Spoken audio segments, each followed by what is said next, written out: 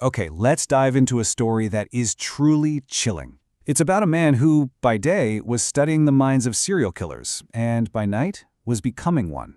We're going to unpack the Bradford murders and the criminology student who gave himself maybe one of the most terrifying nicknames in all of British criminal history, the crossbow cannibal. You know, at the very heart of this case, there's this baffling paradox. It's a detail so strange, you'd think it was straight out of a thriller novel. But nope, it is entirely and terrifyingly true. So, the man we're talking about, Stephen Griffiths, he wasn't just some random recluse, you know? He was actually a postgraduate student of criminology. Think about that. He was academically dissecting the minds of killers, all while secretly planning to become one himself.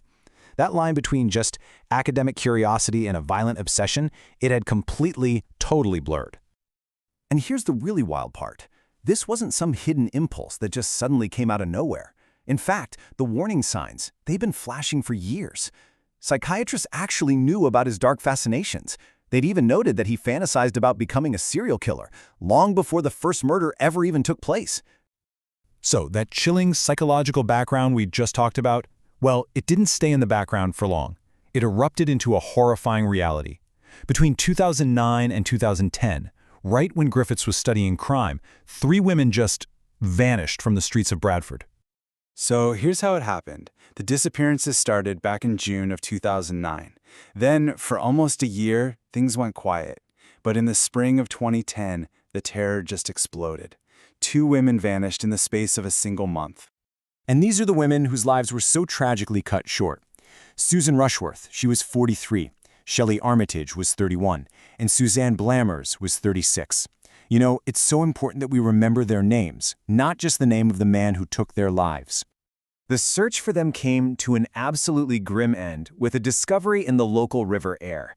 Forensic analysis came back and it confirmed the worst. The remains belonged to Shelley Armitage and Suzanne Blammers. And just so tragically, Susan Rushworth was never found, which left her family with no closure at all. Okay, so after that final disappearance, the police investigation just kicked into high gear.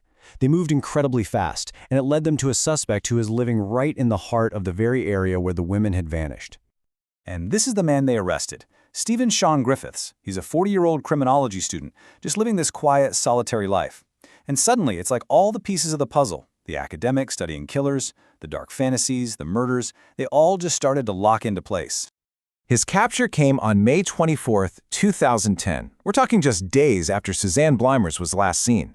So his brief reign of terror was finally over, but believe me, the shocking revelations were just getting started. This next moment in court really tells you everything you need to know about this guy's profound narcissism. When the court asked for his name, he didn't say Stephen Griffiths. No, he stood up and declared, "I am the crossbow cannibal." He was trying to create his own monstrous legend right from the very start. Well, with a confession made almost immediately, the whole legal process was incredibly swift. There was no need for a drawn-out trial. There was just no doubt about his guilt. So, just 7 months after his arrest, which is really fast, Stephen Griffiths stood up in court and pleaded guilty to all 3 murders. And by doing that, by avoiding a trial, he basically left his fate entirely in the hands of the judge. And that fate? Well, it was unequivocal. The judge delivered one of the absolute most severe sentences you can get in the British legal system, a whole life order. So you might be wondering, what exactly is a whole life order? Well, it pretty much means exactly what it sounds like. Stephen Griffiths will spend the rest of his natural life in prison. No possibility of parole, no chance of ever being released. He was sentenced to die behind bars. End of story. But you know, the story doesn't quite end there. For a man who had fantasized for years about becoming a serial killer, one really terrifying question lingered. Were these 3 women his only victims? And this is where other experts have stepped in. A criminologist named David Wilson, in particular, has publicly explored this very question. He suggests that Griffiths' campaign of violence might have actually started long before 2009, and he's even tried linking him to other cold cases in the region. So Wilson's investigation really focuses on 2 specific unsolved cases from that same area. There's Rebecca Hall, who disappeared in 2001, and then Dawn Shields, who vanished way back in 1994. I mean, the similar geography and the victim profiles, it's definitely raised some serious questions about a potential connection. However, trying to establish a definitive link has been really difficult. The Rebecca Hall case, for instance, was reviewed in 2016 for new forensic evidence, but the DNA they found was just too degraded to be useful. And in the Dawn Shields case, police actually believe a link to Griffiths is pretty unlikely, mostly because another convicted killer, a man named Alan Kite, has been the prime suspect for a long time. And so, that question just hangs in the air, doesn't it? We know for a fact that Stephen Griffiths murdered 3 women. But for a man who spent years fantasizing about becoming a serial killer, you just have to wonder, has the full, terrible truth of his crimes ever really been uncovered?